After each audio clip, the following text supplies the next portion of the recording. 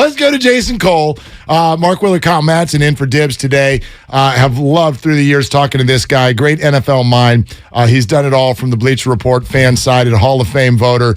And I loved I shouldn't say I loved. I was very interested by your Trey Lance tweets last night, Jason Cole. Hello and welcome.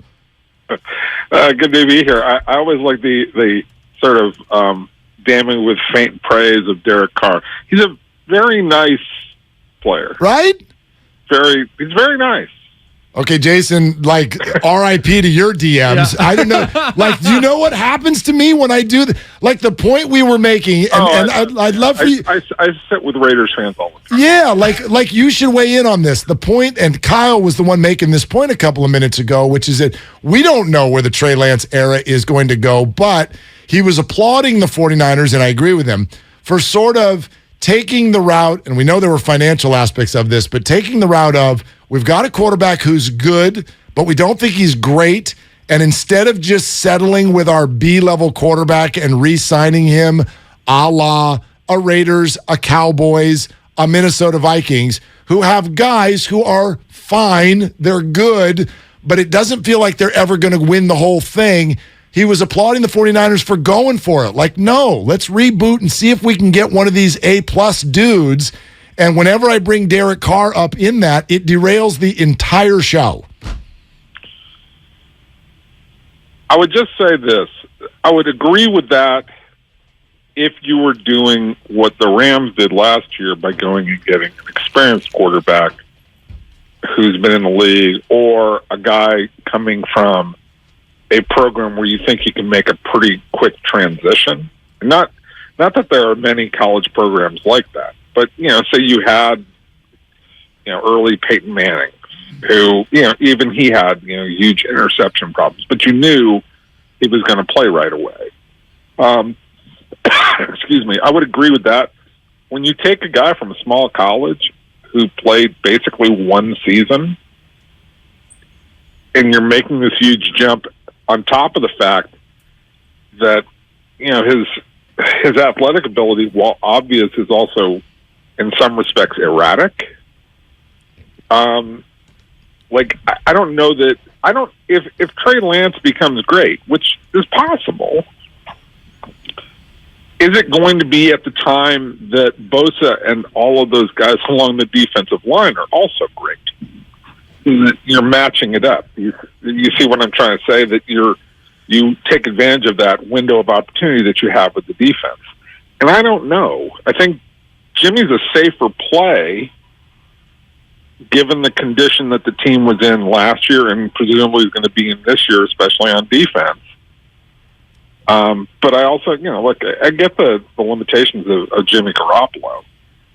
But after what I saw yesterday, if they try and play pro-style offense and just have him drop back without a great running game, I think there's going to be some serious problems throughout the season, some serious growing issues. To me, they've got to play a pistol offense or a read option offense with Lance until he becomes a more exact quarterback. And I know they've worked on that. They talked a lot about this year about having basically a running quarterback. They spent most of their offseason researching that.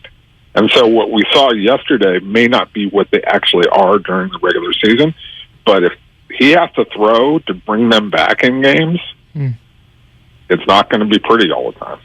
So your 3 bullet points included his eye level dropping as pass rushers got near him, the missed throws or the inaccurate throws on kind of layup type of plays, and then a missed read with Deebo Samuel running open. How much does something like that get remedied via, the game planning that goes into the regular season, and how much of that is remedied just through playing?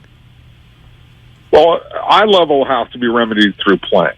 Okay, you actually have to see, you have to be able to learn to sense the rush and not drop your eyes when guys are coming at you. And you have to keep your head downfield to see what's going on. As soon as your eye level drops, you lose all sight of your receivers and what's coming open, right? And you just essentially become a runner immediately, and you're just scrambling around for your life.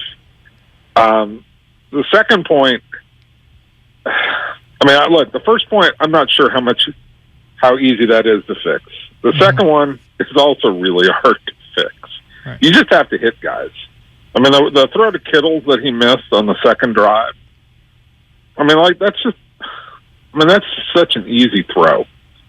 And yes, human beings miss that throw, and that's fine. But then when he missed another one, I can't remember the kid he threw to across the middle who had to, dive basically and catch it. And there's nothing wrong with throwing that ball low. But that kid was wide open. You have to hit him in stride. And then there was another ball that was to the outside that was thrown high that gets tipped up. Not quite as dangerous, but not good. And then the Samuel thing, they're challenging you on that third down play. You know that there's going to be an opportunity for that throw to open up because Samuel's going to be able to run faster than that, and the safety's playing dead in the middle of the field. You have to see that play, and he was not cognizant of it at all. And that was such a huge opportunity for a big, big play down the right sideline to Samuel. So that one can be fixed, I think. The last one can be fixed with experience because you just say, okay, this is what the defense is showing me. If they come, then it's a really easy throw. If they don't come, it's still a pretty easy throw because the safety can't rotate that way. The first two are hard to fix because they're human reaction or physical tool ability issues. Jason Cole with us here on 95.7 The Game, NFL author, NFL writer, NFL voice. So I'm not trying to pigeonhole you here at all. I really just want how you feel about this. Do you think the 49ers made a mistake?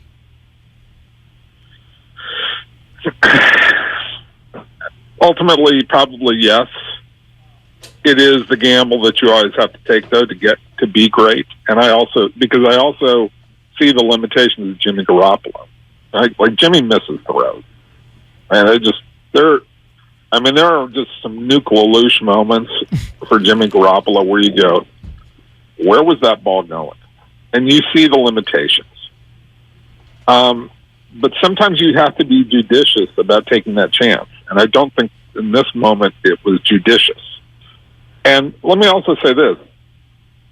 I think Kyle Shanahan is a genius of a coach. And I would not hold this against him. I would be sitting down if this doesn't work. Now, there's still time to see if it works. But if it doesn't, if Trey Lance is a bust, and, I was Jed York, I would sit there and go, Kyle, you need to learn to become satisfied with your quarterbacks, and you need to break out of this sort of Shanahan curse. And I mean Shanahan curse, not just Kyle, but this goes to his dad too. His dad was very particular, and I think I wrote a letter on behalf of Mike Shanahan this offseason to advise that he should be in the Hall of Fame. And I really, strongly believe that Mike Shanahan belongs in the Hall of Fame, especially compared to some of the other coaches we've recently put in. But I will also say the great failing of Mike Shanahan, the second part of his career was he's never satisfied with quarterbacks. He was always picking them apart, and not happy and not sad, and not willing to say, okay, I have a guy here. He's not good at this, this, and this. I have to cover it up this, and this way and maximize the things that he does really well. Because frankly, not everybody is John Elway and not everybody is Steve Young. And so you had a couple of Hall of Fame quarterbacks early in your career. You were very lucky that way. Learn how to work with guys like Jimmy Garoppolo. Learn how to work it with Jake Plummer. Learn how to work it with, the other guys that you picked along the way and figure out what they do well. You also said that last night, as you were reviewing the Texans 49ers tape, you said, for what it's worth, Davis Mills was better than Trey Lance tonight, and Mills wasn't great, but he didn't make the same mistakes. How much is that worth in a preseason game?